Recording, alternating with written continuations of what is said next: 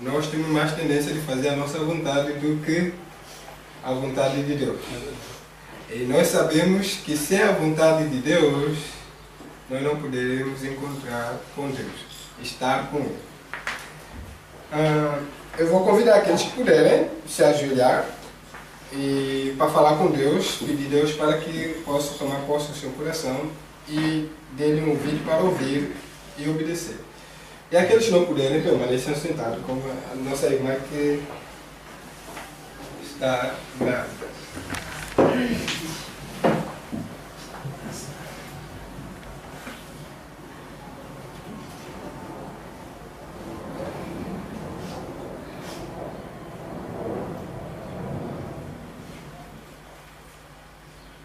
Eterno Deus, amado Pai, ainda na Tua presença nós queremos suplicar que Tu faças presente em cada coração aqui e que Tu possas fazer transformação pelo poder do Teu Espírito. Pai, nós precisamos de mais amor para que nós possamos obedecer à Tua lei. Nós precisamos de mais amor para que nós possamos sair destemidos para levar adiante a obra que Tu nos concedeste, Pai, que é o pregar o Evangelho eterno ao mundo inteiro. Pai, nesse momento que nós vamos passar, exaltando uns aos outros, estudando a Tua Palavra, queremos suplicar o batismo do Teu Santo Espírito, para que Ele possa fazer uma obra que nunca foi feita ainda na nossa vida, para que a imagem de Jesus Cristo possa ser refletida na nossa vida.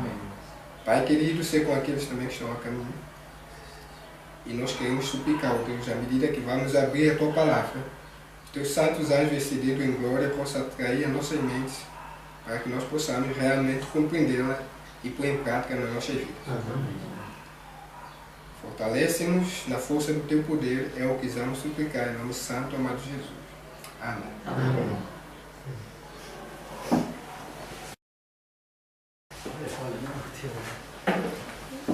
Queria direcionar a vossa atenção para o ecrã, para a imagem que está projetada no ecrã, que faz nos lembrar de algo muito especial. Gostaria de fazer pergunta e nós vamos participar, porque nós estamos aqui para estudar a Palavra de Deus. O que é que essa imagem vos traz à mente? Santuário. Santuário e o que mais? A lei de Deus. A lei de Deus. O documento em oração. Aquele conceito. Jesus como nosso sacerdote. Jesus como sumo sacerdote, exatamente. E o que é que vocês estão a ver mais? A união dos filhos de Deus. A união dos filhos de Deus, o que é que eles estão a fazer? Estão a orar. Estão a orar. Exatamente.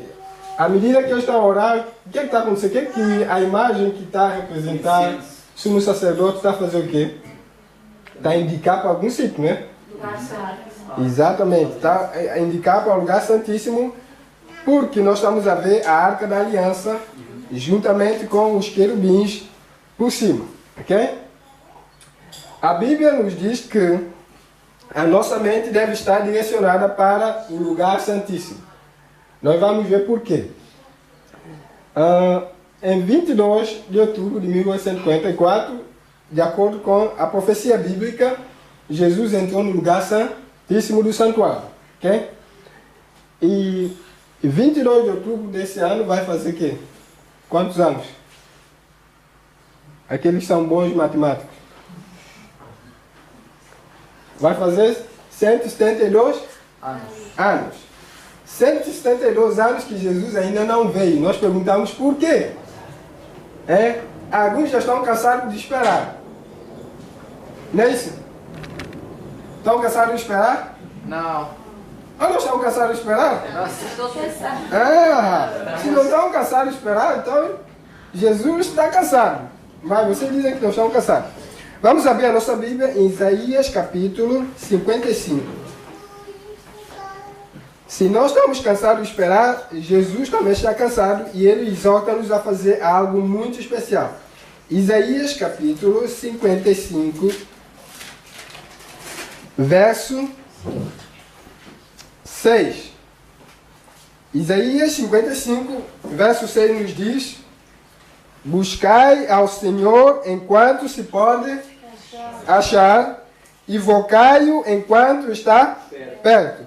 Se o texto diz, buscai ao Senhor enquanto se pode achar, e invocai-o enquanto está perto, isso quer dizer que virá um tempo que nós não podemos achar mais a Deus. Não é isso? Virá um tempo que ele já não está mais perto de nós. Se Jesus está no lugar santíssimo do santuário, como nós dizemos, ok? Nós vamos ver daqui a pouco onde na Bíblia nós achamos isso. Então a Bíblia diz, buscai ao Senhor enquanto se pode achar. Isso quer dizer, enquanto Ele está lá, nós podemos achá-lo. Nós devemos invocá-lo enquanto está perto. Isso quer dizer, lá onde Ele está perto de nós. Se a Bíblia diz, enquanto se pode achar, isso quer dizer que virá um tempo que nós não podemos achar mais. Essa é a razão que em Hebreus, capítulo 4, nos diz algo muito importante. Hebreus, capítulo 4, verso 14. Hebreus, capítulo 4, verso 14. Tome nota, porque enquanto Jesus está naquele sítio, nós precisamos fazer uma grande obra aqui nessa terra. Essa obra tem que começar em mim e depois tem que ir para os outros. Mas primeiramente tem que começar em mim. Verso 14 de Hebreus 4 nos diz, visto que temos um grande sumo sacerdote, Jesus, Filho de Deus, que penetrou nos céus, retenhamos firmemente a nossa confiança. Não a nossa desconfiança. Ok? Mas a nossa confiança. Porque não temos um sumo sacerdote que não possa compadecer-se das nossas fraquezas.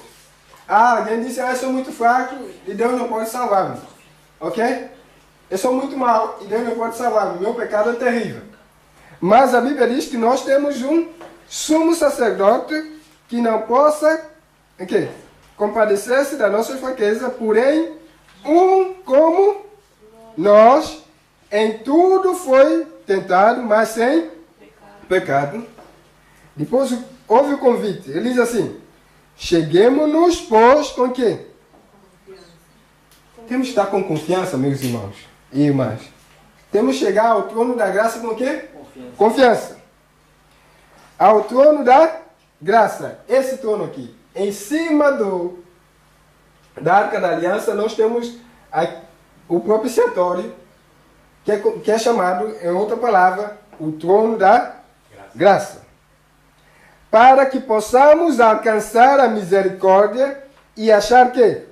Graça, a fim de sermos ajudados em tempo oportuno. Você quer dizer, virá o tempo que já não é oportuno. Você quer dizer que Isaías 55 está dizendo, buscai ao Senhor enquanto se pode achar, invocai-o enquanto está perto. Essa é a razão que nós devemos chegar aqui, ao trono da graça com confiança, para acharmos que misericórdia e graça no tempo oportuno. Porque virá o tempo que já não é mais oportuno. Então, Jesus, em Mateus capítulo 24, vai dizer-nos algo muito especial. Nós sabemos que Mateus 24 é o sermão profético de Jesus. E que muitas vezes nós não fazemos atenção. Mas o que Jesus nos diz em sermão profético de Mateus 24 é algo que diz respeito a cada um de nós em especial. Mateus 24, verso 36. Jesus diz, porém daquele dia e hora ninguém sabe, nem os anjos do céu, nem o Filho, mas unicamente quem? Meu Pai. Verso 37. E como foi nos dias de Noé, assim será também a vinda do Filho do Homem. Porquanto, assim como nos dias anteriores ao dilúvio, comiam e bebiam, casavam e davam-se em casamento, até o dia que Noé entrou. Isso tem alguma coisa de mal aqui? Comer e beber, casar e dar em casamento. Tem alguma coisa de mal, meus irmãos? Tem alguma coisa de mal? Comer muito bem. Se comemos muito tem, alguém se comemos muito tem. Se casar com homem também tem. Ah, se casar com homem também tem. Mulher com mulher, tem. Mulher com mulher também tem alguma coisa de mal. Se casar mais com mulher também. Yeah. É? Poligamia também é poligamia. Exatamente, poligamia também tem. Então você quer dizer que... Hã? Bebedice também. Exatamente.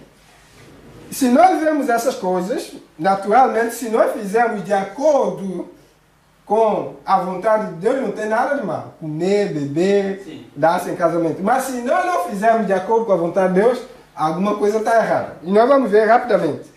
Ele continua, ele disse, verso 39, e não perceberam até que veio o dilúvio e os levou e a todos. Assim será também a vinda do Filho do Homem. Imagina, eles comiam, bebiam, casavam e davam-se em casamento, dançavam, podemos dizer, né? Sim. Não dançavam? Claro. Claro. Iam para teatro também? Iam para cinema? Também. Olha, eles faziam tudo isso. Dançavam, gostavam de ver filme. Naquela altura tinha filme? Tinha. Tinha. Filmes reais. Filmes reais. Então, quer dizer, faziam tudo isso até o dia que Noé entrou na arca e veio do dilúvio e ele não. Perceberam, mas que E Jesus disse, assim como foi no dia de Noé, assim será também na vinda. Filho do homem. E será que Jesus está dizendo-nos que, nesse momento que Deus quer que a nossa mente seja direcionada para o lugar santíssimo do santuário, para a obra que Deus está a fazer, Satanás tem feito nos a fazer o quê? Pode ser. Comer e beber, dançar e fazer tudo, não da maneira de acordo com a Bíblia diz, mas sim de acordo com o homem diz. Vamos ver um bocado o que é que aconteceu no tempo de Noé. Gênesis capítulo 6. Gênesis capítulo 6 nos diz algo muito importante.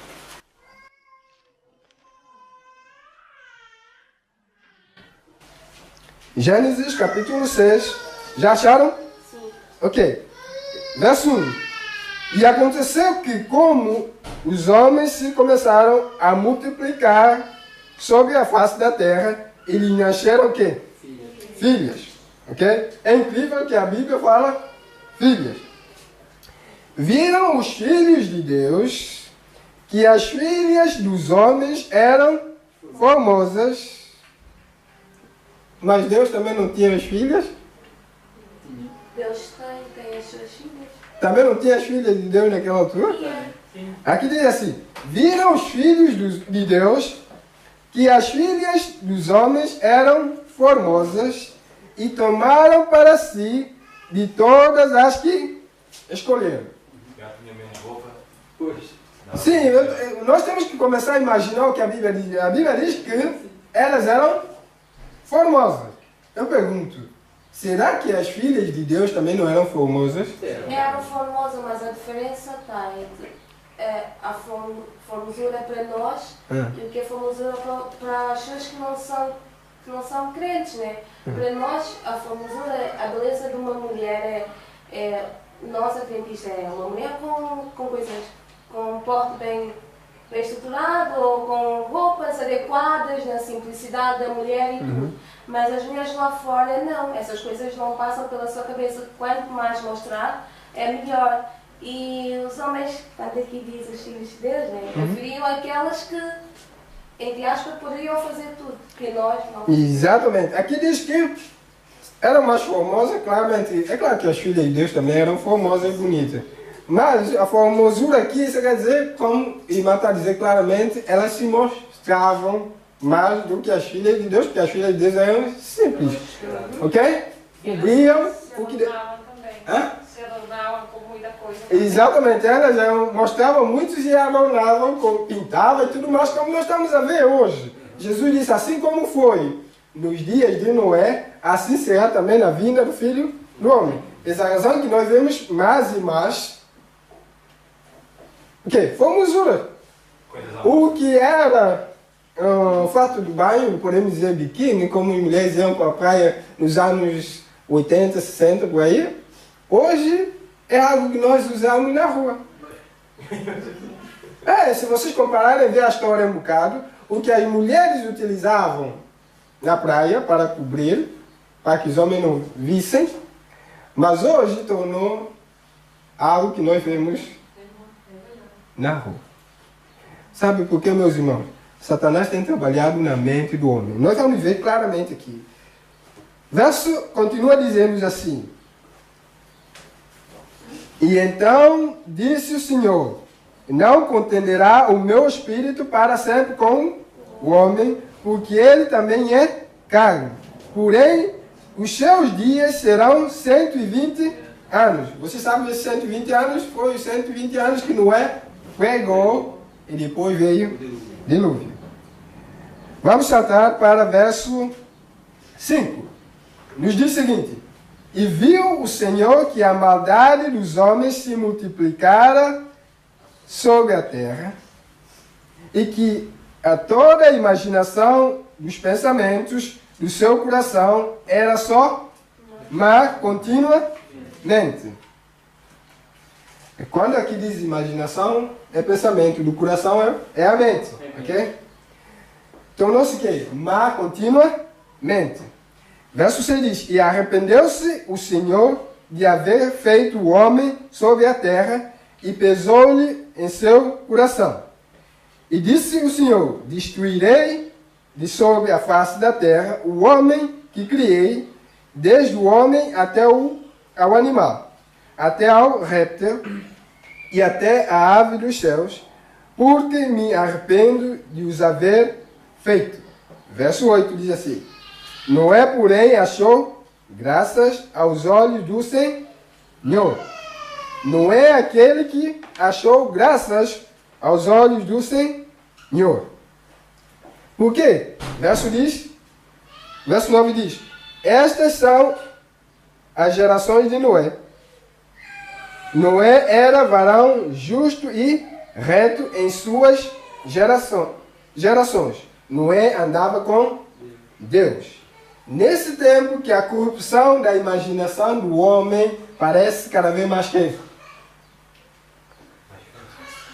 mais claro do que nunca, ok? Mais alastrado do que nunca. Deus diz que haverá também um povo que anda com ele como Noé andou com ele. Se houve muita maldade naquele tempo, também houve uma família que representava o povo de Deus, a igreja de Deus naquela altura. E que essa família seja cada um de nós aqui presente, e que nós possamos fazer do nosso lar um lar de Noé, esse lar que anda com Deus e que busca Deus. Capítulo 8, verso 20 e 21 nos diz algo muito importante. Depois do dilúvio, ok? Vocês sabem que Deus destruiu a terra com o dilúvio. E o que aconteceu? Verso 20 diz: depois de Noé ter saído da arca, e edificou Noé um altar ao Senhor, e tomou de todo animal limpo e de toda ave limpa, e ofereceu holocausto sobre o altar. Verso 21 diz o seguinte: e o Senhor cheirou o suave cheiro, e disse o Senhor em seu coração: não tornarei mais a amaldiçoar a terra por causa do homem, porque a imaginação do coração do homem é má continuamente. Ok?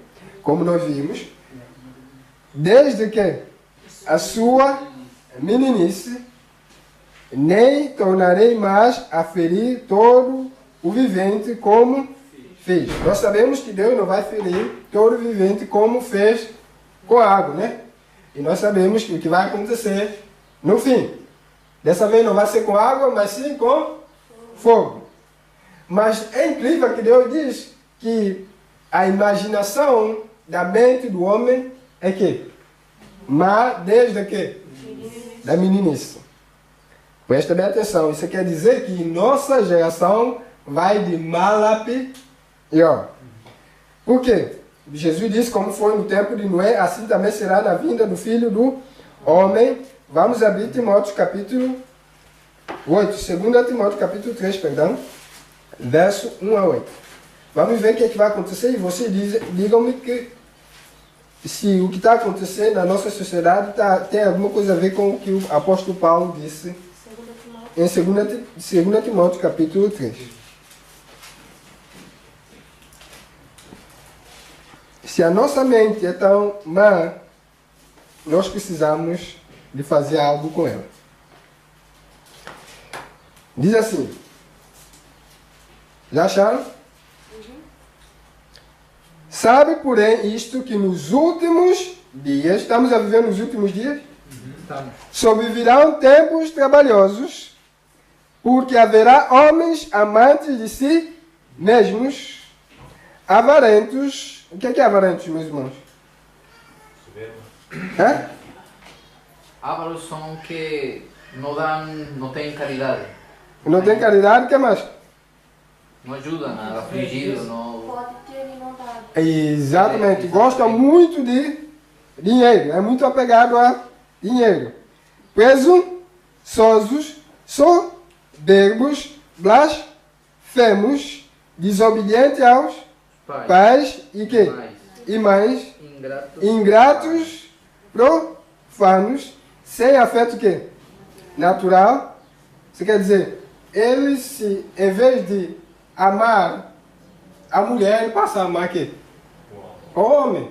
Ou mulher, em vez de amar o homem, passa a amar a mulher. Isso é falta de afeto natural. Irreconciliáveis, caluniadores, incontinentes, cruéis, sem que amor para com os bons. Preste bem atenção, meus irmãos. Nós estamos a ler isso, às vezes nós pensamos é para o mundo. Ele diz assim, traidores. Se vocês vão trair alguém, é alguém que vocês conhecem ou não? Exatamente. Diz traidores, obstinados, orgulhosos, mais amigos dos deleites do que amigos de Deus. Isso não pode ser alguém de fora somente. Presta bem atenção, o verso 5 diz assim, tendo aparência de piedade. O mundo tem aparência de piedade? Eu acho que não. Está a falar para quê? Para nós. Tendo aparência de piedade, mas negando a eficácia dela. Destes, afasta-te. E se nós dizemos isso, nós vamos dizer que nós estamos a julgar os outros. A Bíblia diz para nós afastarmos destes. Presta bem atenção. Porque deste número são os que se introduzem pelas casas e levam cativas mulheres que? Nécias, carregadas de pecados, levadas de várias concupiscências, quer dizer, desejos. Presta bem atenção ao verso 7, que é muito importante para nós. Dizer, que aprendem sempre e nunca podem chegar ao conhecimento de quê? Da verdade. Isso quer dizer, nós temos vontade de ouvir a palavra de Deus, mas nós não chegamos ao conhecimento da verdade. Por quê? Porque nós não queremos colocar em prática a verdade. Se nós não queremos colocar em prática a verdade, nunca nós podemos chegar ao conhecimento da verdade. Ele continua dizendo, e como Janes e Jambres resistiram a Moisés, assim também estes resistem a verdade, sendo homens corruptos de entendimento e reprobos quanto à fé. A Bíblia diz-nos que essas pessoas gostam de resistir à verdade. Presta bem atenção. Nós falamos do que está para acontecer no fim dos tempos. Às vezes, nós somos achados como o quê? Fanáticos, extremistas, alarmistas. Isso aconteceu com Noé? Aconteceu com Noé ou não? Aconteceu. Olha aqui. E se está acontecendo conosco, você quer dizer que nós devemos orar a Deus, pedir mais humildade para nós permanecermos firmes. Diz o seguinte, há muitos que estão despreocupados e se acham, por assim dizer, adormecidos. No tempo de Noé foi assim. E até que eles não perceberam. Veio o dilúvio, levou eles todos. Eles dizem que se a profecia predisse a imposição da observância do domingo a lei certamente será que? E vai sair na notícia para toda a gente. Não é isso que estão à espera? Então o que acontece? E tendo chegado a essa conclusão, assentam-se em calma expectativa do evento, confortando-se com o pensamento de que Deus protegerá seu povo no tempo de angústia. É isso que está acontecendo no nosso meio, meus irmãos. Nós dissemos, Deus é o Deus de amor, vai salvar toda a gente, muita paz. Até já ouvi, não é necessário sair da cidade que Deus vai proteger, o tempo vai ser muito curtinho. Se nós não podemos jejuar nem um dia, como é que vamos jejuar esse tempo curtinho? Quem pode jejuar aqui 10 dias? Nós ficamos a tomar em consideração o amor de Deus para gozar da paciência de Deus. Diz assim, Deus vai proteger o seu povo no tempo de angústia. Presta bem atenção o que a serva do Senhor diz. Mas o Senhor não nos livrará se não fizermos algum esforço para realizar a obra que Ele nos confiou. Então, há algo que nós devemos fazer. 1 Coríntios diz, nós somos quê? Cooperadores com Deus. 1 Coríntios 3 nos diz isso. Isso encontra-se em Eventos Finais, página 127, parágrafo 3. Diz o seguinte, como fiéis atalaias, Deus está chamando cada um de nós aqui para sermos quê? Fiéis atalaias. Deveis dar o aviso a ver que vem a espada. Vocês estão a ver a espada vir? Não vejo. Se vocês estão a ver a espada vir, vocês têm que fazer isso aqui, dar aviso aos seus familiares. Mas às vezes eu falo por mim, né? Sim. Eu sou adventista, mas o lugar onde vivo a minha mãe e os meus irmãos não são. E por vezes quando quero fazer alguma coisa, por exemplo, a televisão, já deixei. E já deixei comer carne, estou a tentar deixar de comer peixe, essas coisas. E quando falo com eles dizem, também estás a ser muito fanática, estás a ser muito fanática, não pode ser assim, porque Deus diz que temos de ser equilibrados, não está a ver? Ok, exatamente, nós vamos ver que tipo de equilíbrio que Deus quer. Porque o equilíbrio de Deus é fazer o que Deus quer. Ok? Agora, se fazer o que Deus quer é equilíbrio, você está a dizer que Jesus não foi equilibrado. Não foi equilibrado. Os apóstolos todos não foram equilibrados. Ok? Imagina se nós estivéssemos a viver no tempo de Abraão. Quando ele tentou sacrificar o seu filho, ele é um grande fanático. Mas está a seguir a voz de Deus, né? Olha aqui. Diz assim. Como fiéis atalaias, deveis dar o aviso ao ver que vem a espada, para que os homens e mulheres, pela ignorância, não sigam um rumo que evitariam se conhecessem a verdade. Isso quer dizer, se nós conhecemos a verdade, nós temos que mostrá-los a verdade claramente. Ok? Vamos abrir em Provérbios, capítulo 23. Sabe por que todas essas coisas estão acontecendo? Por que o homem senta em calma expectativa? Porque Jesus já disse que a nossa mente, desde pequena, é que? Má. Então, Provérbios capítulo 23 nos diz algo muito importante. Se a nossa mente, desde pequena, é má, Deus quer fazer uma obra na nossa mente. Provérbios 23, verso 7.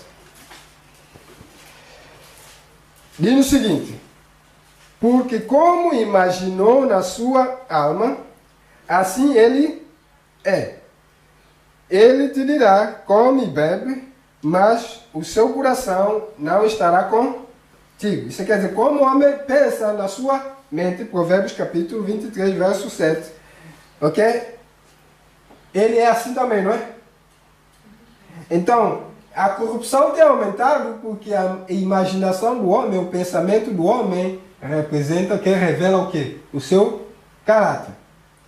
Mas Deus quer algo muito importante para conosco. Verso 26 nos diz algo muito importante. O que é que Deus nos diz?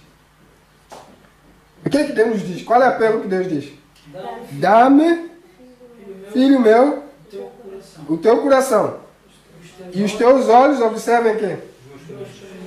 O que Deus quer aqui é que nós demos o quê? Nosso coração a Ele. Se nós não entregamos nosso coração a Deus, estamos perdidos mesmo. A nossa mente. Dá-me, filho meu, o teu coração. Você tem que gravar esse verso na vossa mente.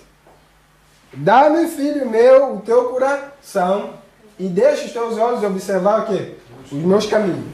Então, e se nós vamos ter que observar o caminho de Deus, como é que nós vamos observar o caminho de Deus?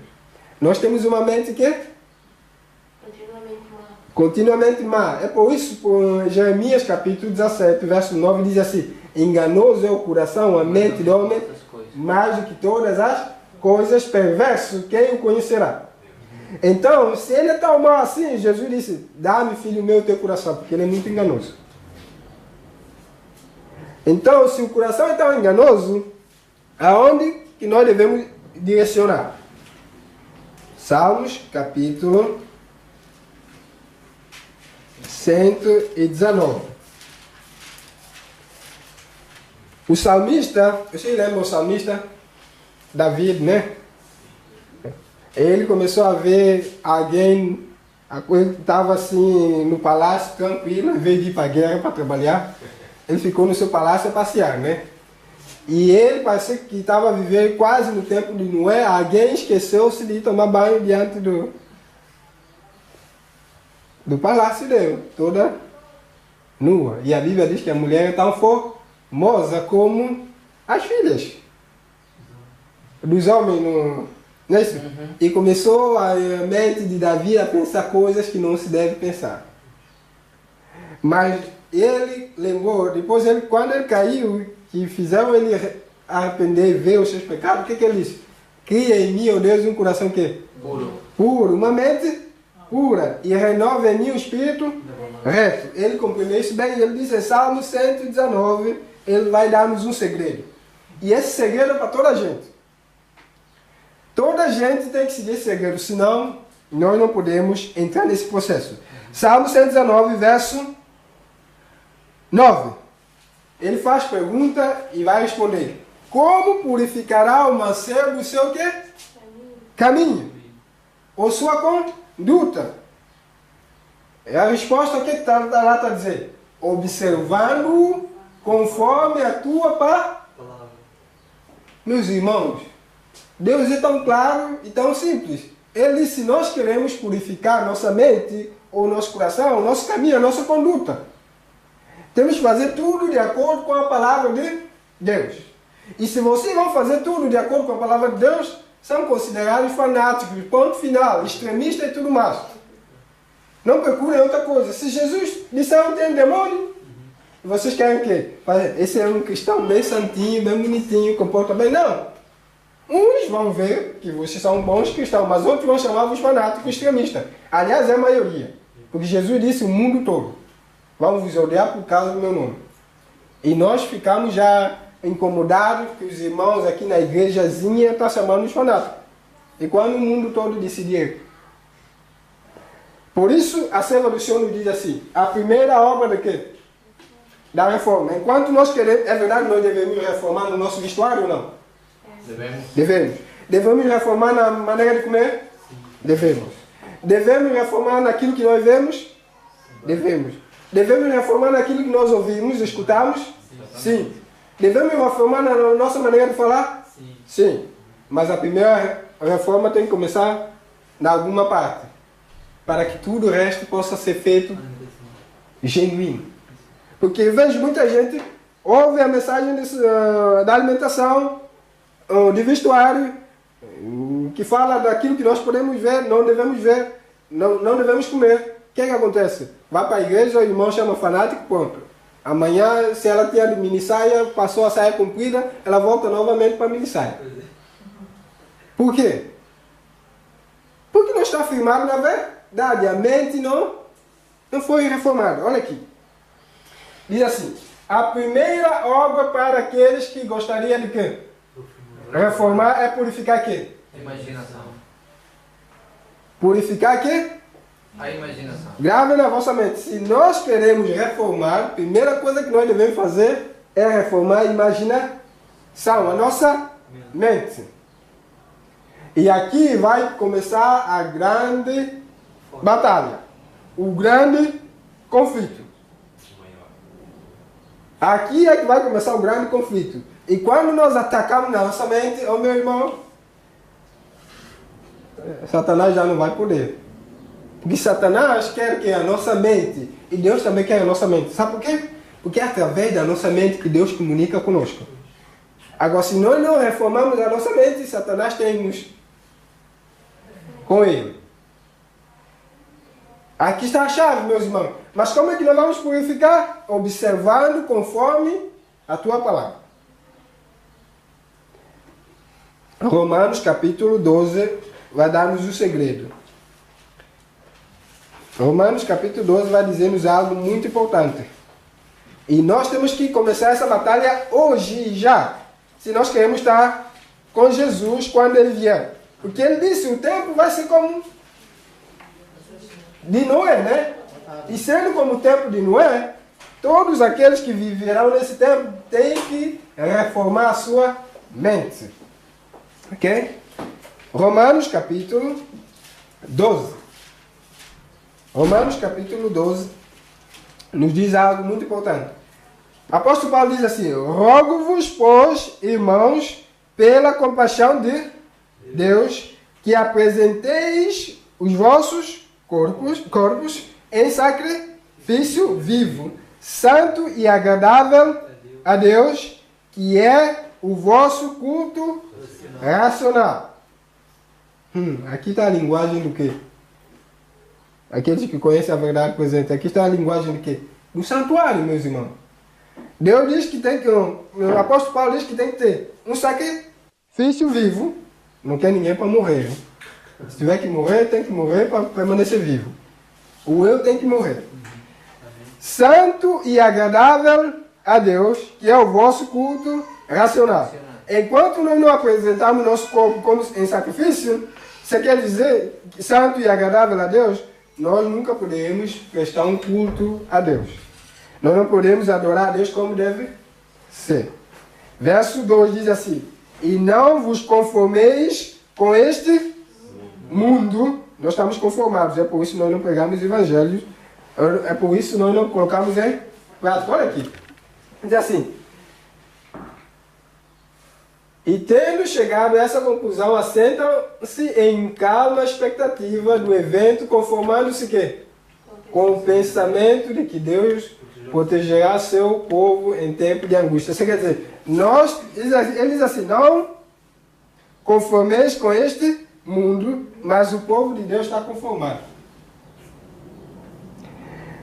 Mas transformai-vos pela renovação do vosso entendimento, da vossa mente, para que experimenteis qual seja a boa e agradável e perfeita vontade de Deus. É a nossa mente agora que vai ter que funcionar, meus irmãos.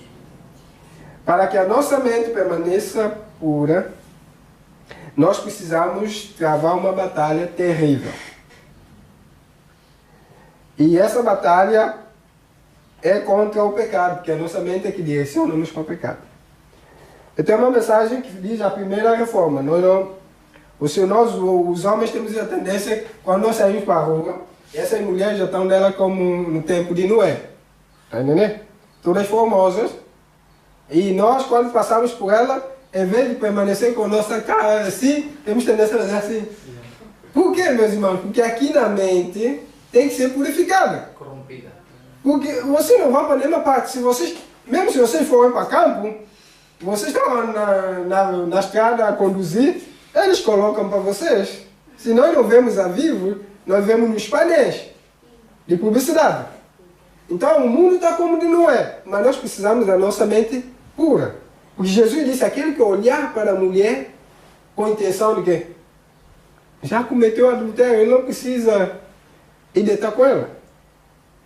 Mas Jesus que condena aqueles que veem mulher e cobiçam, ele também vai condenar as mulheres que vestem mini saias ou mostram os seus peitinhos, a barriguinha e tudo, para os... Ele também condena, porque está fazendo os homens pecar. Porque a mulher tem a tendência a dizer, os homens é que tem que proteger a sua mente, é verdade. Mas as mulheres também não tem que estar mostrando o que Deus disse, só o marido que pode ver. Ok? É um lugar santíssimo. Não é aqui a Bíblia diz? O vosso corpo é o templo do Espírito Santo. Sendo um corpo o templo do Espírito Santo, é lá onde Deus revela a sua glória. Não é isso que nós vimos? Não é aqui onde que Jesus está? Não é lá onde Ele manifesta a sua glória no lugar santíssimo? Então, se é o templo do Espírito Santo no nosso corpo, é lá onde Deus manifesta. E quem é a única pessoa que pode ver o nosso corpo é quem? É o sumo sacerdote. E esse sumo sacerdote só pode ser quem? O marido. Não é? Não é namorado. Nem noivo, pode ver lá. Só quando ele casar e que ele agora é sumo sacerdote é que ele tem acesso a esse lugar. É um lugar santíssimo. Vice-versa, tanto homem como mulher. Então, a serva do Senhor diz algo muito importante acerca da reforma da mente. E eu queria, antes que nós entremos no nosso tema de hoje, porque isso é só para que nós possamos ter em mente que a nossa maior batalha é com a mente, e toda a verdade que vier, se nós não temos uma mente pura, ok? Submissa a Deus, nunca nós poderemos travar essa batalha que Hebreus capítulo 13 nos diz. Eu sempre faço alguém ler esse verso porque é muito importante. Hebreus capítulo 13. Perdão, Hebreus capítulo 12, verso 4.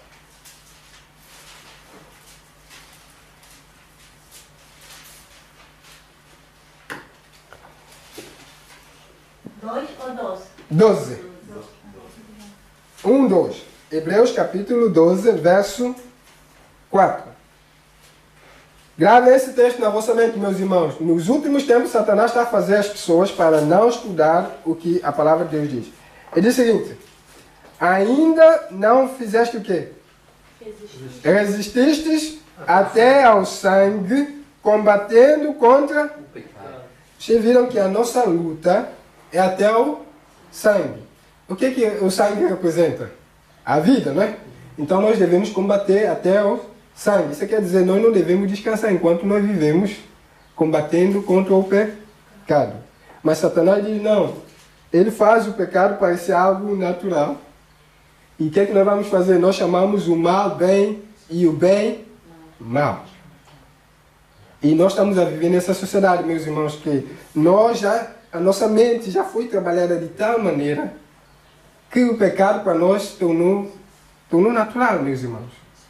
Nós vemos que, eu admiro como é que nós temos tal coragem de dizermos que nós aparecemos diante de Deus. Okay? No jeito que nós aparecemos, com nossa mente a pensar tanta coisa, e nós pensamos que é normal. E para piorar, nós vestimos como o mundo veste, meus irmãos. E nós aparecemos na igreja de Deus. Nós lutamos lá fora para não pecar. E nós chegamos na igreja, nós temos que lutar todo o tempo que nós estamos na igreja. Você vê algum lugar que nós devemos sentar para escutar a palavra de Deus, a nossa mente está clara. Às vezes nós sentamos e logo diante de nós está pecado. E nós não podemos olhar para frente, às vezes. E nós precisamos orar muito, meus irmãos, e orar e falar com nossos irmãos e irmãs para ajudar, porque o tempo está a terminar. E se nós não fizermos nada para ajudar uns aos outros, nós não poderemos dizer que nós amamos ao nosso próximo. Mas sabe o que aconteceu? Tudo isso tem acontecido porque Satanás conseguiu fazer algo em nós. Porque, ultimamente, o homem tem ouvido o que o homem fala mais do que a palavra de Deus. E Satanás conseguiu. Olha aqui. Diz assim: Satanás está continuamente forcejando para introduzir o quê? O falso. Para afastar da verdade, okay? O povo de Deus, né? Ele diz assim: o último engano de Satanás será fazer o quê? Tornar sem efeito o testemunho do Espírito de Deus. Qual é o testemunho do Espírito de Deus? Espírito de profecia. Hã? Espírito de profecia. Claramente. Não havendo profecia, o povo se corrompe. No inglês, o povo perece. estamos nós a perecer? Está mesmo. Estamos a perecer no nosso pecado cada vez mais. Deus tenha misericórdia de nós. Diz assim, Provérbios 29, verso 18. Satanás operará, preste bem atenção, habilmente, de várias maneiras e por diferentes instrumentalidades. Isso quer dizer, pastores, doutores, maridos, mulheres. Ele vai trabalhar com todos esses instrumentos para perturbar a confiança do povo remanescente de Deus no verdadeiro Testemunho. Imagina, nossa confiança está perturbada ou está abalada em relação ao testemunho de Deus ou não? Está ou não está, meus irmãos? Nós lemos claramente o que o Espírito de Deus nos diz através do Espírito de Profecia. Nós ignoramos, nós rejeitamos claramente. Porque nós dizemos, tal pastor disse, tal doutor disse, tal médico disse, tal marido disse, tal ancião disse. Por que, meus irmãos? Nós estamos a deixar Satanás enganando. Presta bem atenção, isso diz que o último engano de Satanás. Se é o último engano de Satanás, nós estamos no quê? No fim, meus irmãos. Nós devemos despertar. E se isso está acontecendo na nossa igreja e nós estamos a ver, é porque o Jesus está prestes a vir, nós estamos a dormir e vai acontecer o que ele disse. Como foi no tempo de Noé. Eles não perceberam. Olha aqui. Perdão, diz assim. Será ateado contra o testemunho um ódio? Satânico. Nós vemos isso na Bíblia? Isso está na Bíblia? Está ou não está? Disse. Em que Apocalipse que? Quando fala que Satanás faria guerra contra o município, também pisava sobre a lei de Deus. Exatamente. Vamos ler. Apocalipse capítulo 12, verso 17. Esse texto também tem que estar na vossa mente, claro. Se não ficar na vossa mente, você não vai saber o que está acontecendo no vosso meio. Apocalipse capítulo 12, verso 17. Diz que, e o dragão irou-se contra a mulher e foi fazer guerra ao resto da sua semente, e os que guardam os mandamentos de Deus e têm o testemunho de Jesus Cristo. Quem é esse povo? O remanescente. Quem é? Povo remanescente. Quem é esse povo remanescente? Igreja Adventista do Sétimo Dia. Exatamente. A Igreja Adventista do Sétimo Dia representa esse povo, mas não quer dizer que todos que estão lá é remanescente. Exatamente. Porque o remanescente não vai no engano de Satanás. Porque disse, os que guardam os O mandamento mandamentos de Deus e tem o testemunho de Jesus Cristo. Exatamente. Apocalipse capítulo 10, 19, verso 10, nos diz que o testemunho de Jesus Cristo é o Espírito de Profecia. Então, os eleitos, os fiéis, ok? São aqueles que vão fazer atenção ao que está escrito. É por isso que ele tem esse ódio satânico. Diz assim, a operação de Satanás será perturbar a fé das igrejas neles. Por esta razão, ele não pode achar caminho tão fácil para introduzir seus enganos e prender almas em suas mentiras, se as advertências e repreensões e conselhos do Espírito de Deus forem atendidos. Então, meus irmãos, se algum de nós acharmos nesse engano, nós lemos o que o Espírito de Profecia diz claramente, e nós dizemos, não, meu pastor disse isso, não, meu marido disse isso, não, meu pai disse isso, não, minha mãe disse isso. Nós estamos no engano de Satanás. O que é que nós devemos fazer? Se nós não temos o Espírito de Profecia em casa, nós temos que começar a comprar os livros. Eu vou vos dizer, meus irmãos, eu ouço cada coisa no meio do povo adventista, diz assim, eu ouvi que a santificação não é ficar sem pecado. A Bíblia diz que a santificação é a obra que todo cristão deve fazer antes de Jesus vir. E diz que santificação não é anular a natureza pecadora, ok? O que acontece? Deus é santo ou não? Se Deus é santo, isso quer dizer que a santificação, que quer dizer que é aquele que é santo, Ok? Se Deus é santo, isso quer dizer que Deus peca, não é? Não. Então dizem que a santificação não é anular a natureza pecadora. Muitos pregam que nós não conseguiremos deixar o pecado até Jesus voltar. E isso é a linguagem da serpente. Nós ouvimos isso também. Exatamente. Nós ouvimos que o santuário Não existe. não é algo de invenção. Aqui William Miller, São comodismo. ele teve umas ilusões assim esquisitas. Ok? Em vez de nós estarmos no santuário, não, tudo isso que o William Miller pegou é uma heresia e os seus adventistas estão malucos. Nós devemos estudar nossa Bíblia, meus irmãos. Porque quando você vai estudar as profecias, diz claramente que o santuário é algo que existe. Se não existe santuário, meus irmãos, esqueçam. Deus pede sede santos como eu sou santo. Abram comigo, exatamente, abram comigo Colossenses capítulo. Se não existe santuário, nós temos que terminar a nossa obra aqui na terra e cruzar os nossos braços e ficar tranquilo, porque não existe nenhuma obra a ser feita na nossa vida. Quando Colossenses capítulo 3 nos diz algo muito importante. eu tenho uma dúvida, quando Deus falou com Moisés sobre o santuário que eles iam fazer, né?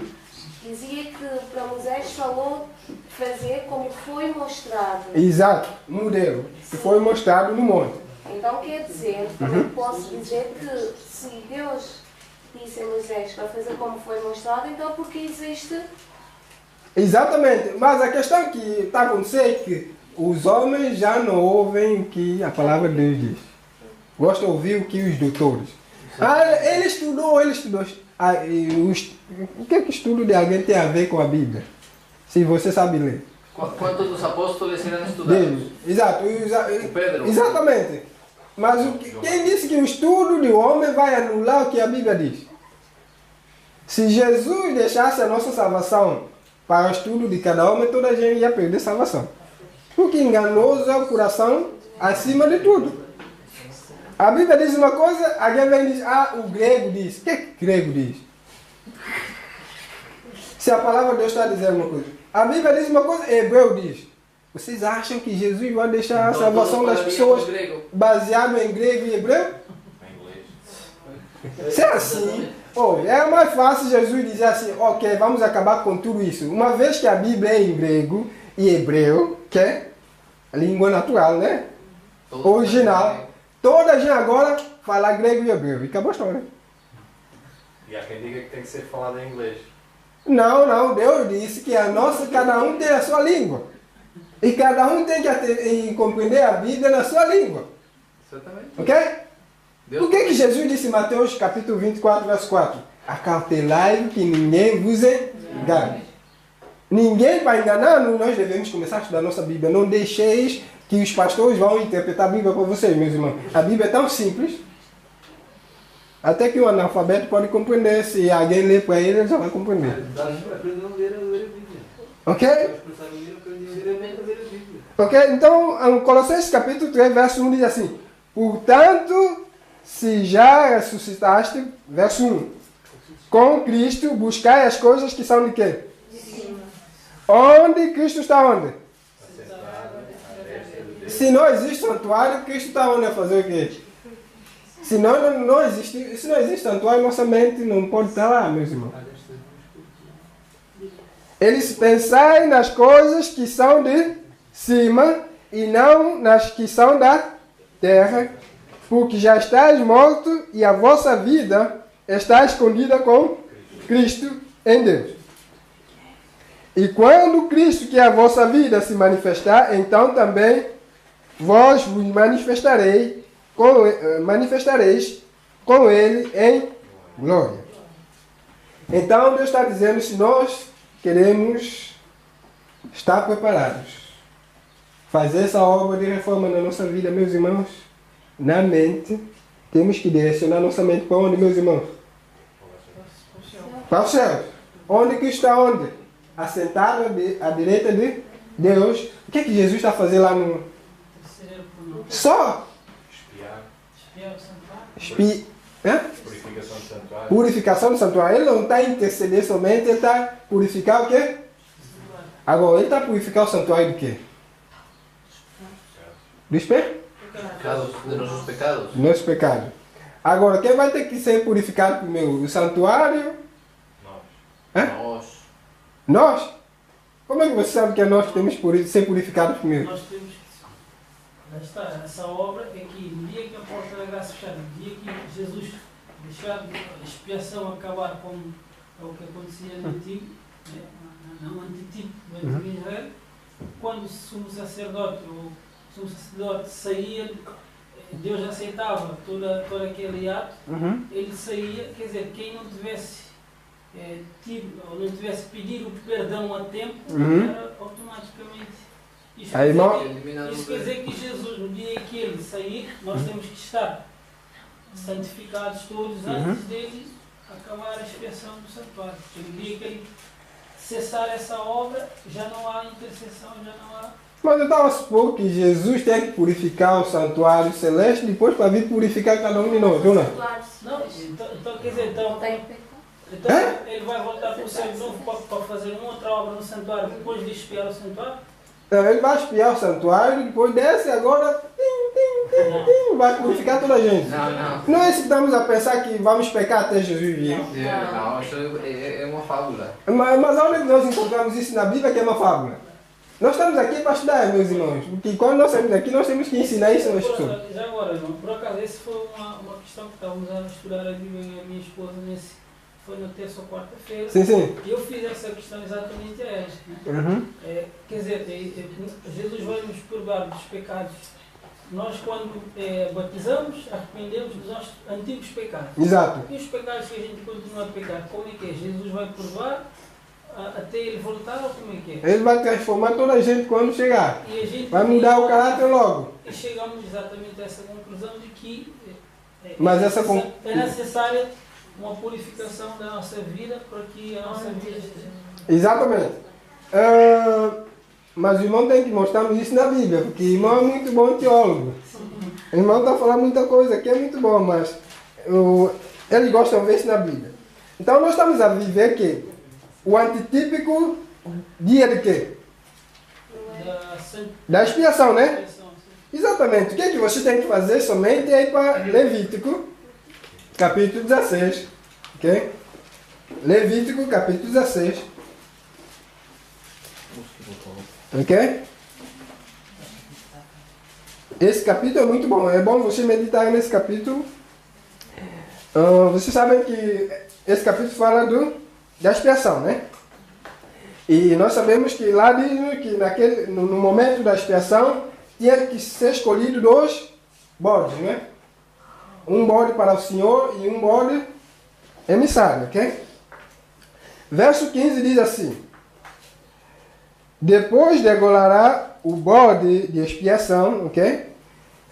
Que será para o povo e trará o seu sangue para dentro do véu e fará com o seu sangue como fez com o sangue do novilho e espargirá sobre o propiciatório e perante a face do propiciatório. Ok? Verso 16. Assim fará expiação pelo santuário por causa de quê? Das imundícias dos filhos de Israel e das suas, segundo todos os seus, e assim fará para a tenda da congregação que mora com eles no meio das suas. A expiação será feita pelo santuário por causa de quê? Então isso quer dizer que os meus pecados é que está a sujar o santuário, né? Exatamente. Então, se são os meus pecados a sujar o santuário, quem deve ser purificado primeiro? O santuário ou eu? Ok? Então, sabe qual é a maior luta de Jesus? É fazer-nos deixar de pé? Não é, Paulinha? Jesus está fazendo-nos deixar de pecar. E esse trabalho tem que ser feito desde pequenininho. Porque a Bíblia diz que o nosso coração é mauzinho desde pequeno.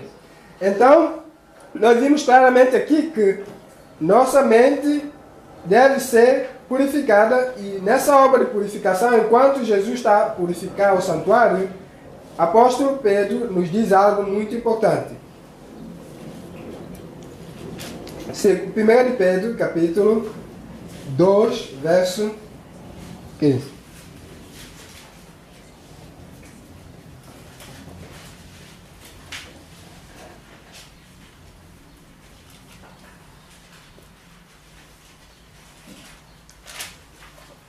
Aliás, deixa-me... É 1 de Pedro, exatamente. 1 de Pedro, capítulo 1, verso 14. Já acharam? Diz o seguinte: como filhos desobedientes... Obediente. Ah, ok. Eu pensei que você estava dormindo. Como filhos obedientes, não vos conformando com as concupiscências que antes havia na vossa ignorância, mas como é santo aquele que vos chamou, sede vós também santos em toda a vossa maneira de viver.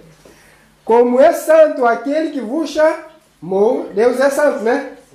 Então Ele chamou-nos, Ele disse para nós sermos quê? Santos em toda a nossa maneira de viver. E para que nós sejamos santos em toda a nossa maneira de viver, o que é que nós devemos fazer? Observar tudo de acordo com a palavra de E com a lei. Deus. Lei de Deus. Nós vimos como purificará o macebo. Santificação é purificação. É obra de purificação. Ok? Então, ele diz: sede vós santos em toda a vossa maneira de viver. E nós vimos que Jesus está no lugar santíssimo a fazer a obra de quê? Purificação. Então, se eu devo ser santo em toda a minha maneira de viver, nós temos que fazer atenção que o comer é a nossa maneira de viver. Então, nós devemos ir rápido e aprender como nós devemos comer de acordo com a palavra de Deus. Nós devemos vestir rapidamente para que nós possamos aprender a viver, a vestir de acordo com a palavra de Deus. Não ignoreis, meus irmãos, quando você vê a verdade ser apresentada no que toca nesses aspectos todos, porque a Bíblia diz claramente que nós estamos a viver no tempo da expiação, da purificação do santuário, e nós todos devemos ser quê? Santificados, meus irmãos. Não deixem ser levados pela mensagem que diz a paz e amor, paz e amor, paz e amor, e que virá a repentina destruição. Não importa se essa verdade vai magoar nossos corações, porque nós amamos essas coisas. Quando eu comecei a ouvir essas verdades, eu amava essas coisas todas. Eu amava filme, televisão, música e danças, funanás, pregas, todas essas coisas que faziam no mundo. Meu pai tem sangue cabo-verdiano, tá entendendo? Então eu fazia todas essas coisas. Mas Deus quer que tirar essas coisas de mim. Mas não é tapando os ouvidos para não escutar a verdade que Deus ia fazer essa transformação em mim. Eu também gostava muito de carne. Todas essas coisas Deus tem que tirar. Mas primeiramente nós temos que tomar a decisão. Eu quero ser santo como Deus é santo. Deus chamou-me para ser santo. E se eu quero ver Deus, eu tenho que ser santo. Sou eu que disse isso ou a Bíblia que diz? Onde? Você quer dizer onde? Aqui. Está aqui onde, meu irmão? 15 e 16. 16. Não, mas ele disse, se eu quero ver Deus, eu devo ser santo. Olha o que diz na Bíblia. Vamos abrir aqui em Hebreus. Hebreus, capítulo 12, verso 14. Tomem nota desse texto. Porque achou vão dizer-vos que a santificação não é pelas obras. Os líderes da igreja dizem que a santificação não é pelas obras. É por quê, meus irmãos? Eles dizem, basta crer em Jesus. E vocês dizem também, olha, o pastor, desculpa lá que a Bíblia também diz que o diabo também crê. Ele também vai salvar. A Bíblia não diz que o lago de fogo está preparado para o diabo e seus anjos. Ele também crê. Como é que Jesus pode dizer que a santificação basta só crer? Depende de crer. Porque crer significa obedecer. Mas diabo crê e estremece, mas nós cremos, mas nós não estremecemos. Diabo é mais fiel do que nós. Diabo já está na segunda fase, nós estamos na primeira. Nós dizemos, nós cremos, fazemos como evangélico, temos muita fé, cremos, nada vai mudar, porque a salvação não é pelas obras. É claro que a salvação não é pelas obras. Mas meu Deus diz assim, uma vez que vocês aceitaram a salvação, entre no processo da santificação. Para mostrar que realmente vocês aceitaram essa salvação. Hebreus capítulo 3, capítulo 12, verso 14, nos diz o seguinte. 12, capítulo 12, verso 14. Diz assim, segui a paz com todos e a santificação, sem a qual ninguém poderá fazer o quê? Se vocês querem ver Deus, o que nós devemos fazer? Santificar. E não deixem ninguém enganar-vos a dizer que isso não tem. Líderes da igreja estão andando de igreja em igreja a dizer que a santificação não é pelas obras. Isso é o maior engano de Satanás. Eu também já ouvi que é só pela graça. É, a santificação é pela graça. Depois você diz, o que é a graça, meus irmãos? Misericórdia. Você tem que perguntar o que é a graça. A salvação é pela graça, não é pelas obras. É verdade, a salvação não é pelas obras. Se eu tentar fazer a obra para ser salvo, eu perderei. Mas eu faço a obra porque tem um Deus que me salvou, que eu aceito, e disse para eu imitá-lo e ser perfeito como Ele é. E para isso eu preciso da graça de Deus agindo em mim. Mas o que é a graça de Deus? Você tem que fazer pergunta à Bíblia. Vocês não vão perguntar, pastor. E se vocês perguntarem, pastor, eles vão dizer que graça é algo que não merecemos, não é isso? É verdade. Graça é algo que nós não merecemos. Mas o que essa graça aí nos ensina? Já perguntaram isso à Bíblia? Vamos perguntar isso à Bíblia. Titos, capítulo 2. Se vocês perguntarem a Bíblia vai responder. Tito, capítulo 2, verso 11 a 12. Tomem nota, porque vocês vão ser que? Atalaias também. Vocês se querem mostrar a verdade, não vem com teoria de falar muito. Nós sabemos falar muito. Eu não estou a falar para o irmão, não preocupe, irmão, não se sente acusado. Eu não estou a falar para o irmão, eu estou a falar em geral. Justamente porque esse tema eu estava... Exato, o irmão falou muito bem e eu quero que o irmão continue a falar. Mas sabe o que eu quero que o irmão faça? Sim. Tudo que o irmão fala, o irmão tem que provar. Exatamente. Mas eu não estou a falar para o irmão, eu estou a falar em geral. Sabe o que nós adventistas sétimo dia mais gostamos? É falar sem mostrar. Eu não estou falando do irmão. Não se preocupe. Estou falando dos adventistas sétimo dia, gosto de falar muito. Pergunta a minha esposa. Muita teoria não estava... É óbvio, o irmão pediu para responder, eu estava a responder, mas eu sei, justamente que eu sei onde fica todas essas... Exato.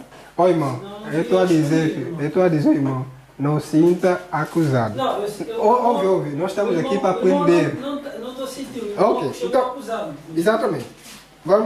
Vamos voltar para o Tito, capítulo 2, verso 11. Tito nos diz o seguinte, porque que? A graça de Deus. Presta bem atenção, porque a graça de Deus se há manifestado trazendo o quê? Salvação. A todos. Você quer dizer que todos os homens podem dizer agora nós somos salvos? O mundo todo vai ser salvo? Não. Então a graça de Deus se há manifestado trazendo a possibilidade de toda a gente ser salvo.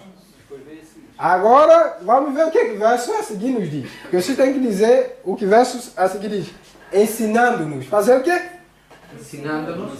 A graça de Deus, quem está ensinando? A graça de Deus, né? Ensinando-nos que renunciando o quê? O que é impiedade?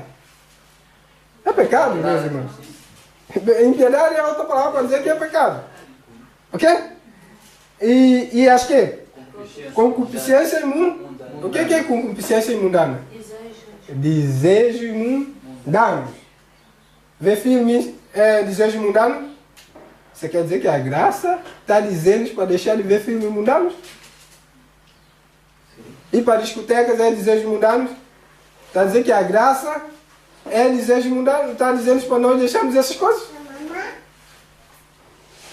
Diz assim, vivamos neste presente século sóbria. O que é sóbria? É que não está embriagado, né? Mas hoje vamos ver o que é que nós estamos embriagados daqui a pouco. E justa e ímpia, piamente, perdão.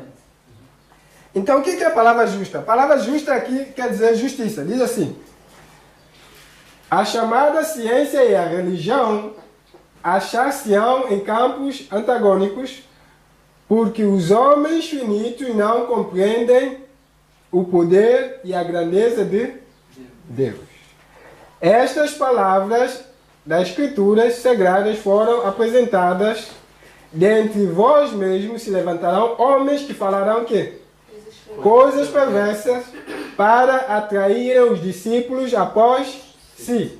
Atos capítulo 20, verso 30. Isso se verá certamente entre o povo de Deus. Quando o homem diz que a santificação não é pelas obras, ele está atraindo discípulos para si. Quando os homens dizem que nós vamos continuar a pecar até a vinda de Jesus, ele está atraindo discípulos após si. Porque é bom eu ouvir que é bom se eu continuar a pecar no meu pecado, Jesus vai salvar-me na mesma. É bom para mim? Então, quando eu ouço alguém a pregar isso, eu vou automaticamente. Ok? É bom quando eu ouvir dizer, o que eu como e bebo não tem nada a ver com a minha salvação. Não é bom nós ouvirmos isso? E nós gostamos desses pastores, desses pregadores que dizem isso, não é verdade? Nós vamos ver se isso é verdade, se a Bíblia diz isso. Olha aqui. Ao vir aqui, a sacudidura pela introdução de falsas teorias. Esses leitores Superficiais. O que é superficiais? É só superficial. Presta bem atenção. Superficiais não ancorados em parte alguma, são como areia movediça, escorregam para qualquer posição para agradar a tendência dos seus sentimentos de amargura. Você quer dizer, o pastor tal diz tal coisa, eu acho que esse pastor disse está correto. O pastor tal diz, eu acho que o pastor tal disse está correto. Ele não fica firme naquilo que a palavra de Deus diz de acordo com a Escritura. Porque ele leu superficialmente. Diz, esse calhar isso não tem importância, não tem nada a ver com mim. Vem o pastor e diz, isso não é bem assim. Então, se eu não estou firme naquilo, eu vou de um lado para o outro. E diz vento de doutrina. Quando o vento sopra, você vê uma árvore e vai fazer assim. No meu país tem coqueiro. Quando sopra o vento, para esse lado ele vai. Quando sopra para o outro lado, ele vai. Tá aí para você ver. Isso, vários cristãos estão nessa condição. Porque nós vemos que há muitos ventos de doutrinas em todo canto onde nós vamos. E nós, muitas vezes, estamos a agir como esses leitores superficiais, não ancorados. Ok? E se nós não formos fundamentados na palavra de Deus, juntamente com o Espírito de profecia, nós seremos abalados pela nossa fé.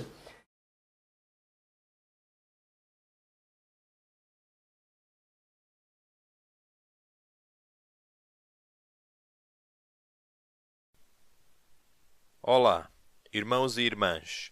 Somos um ministério independente.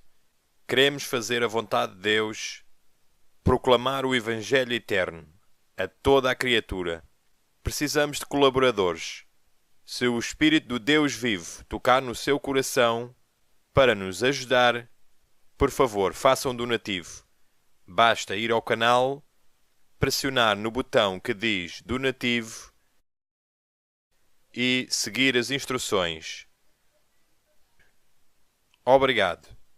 Que Deus abençoe você grandemente e a sua família. Maranata.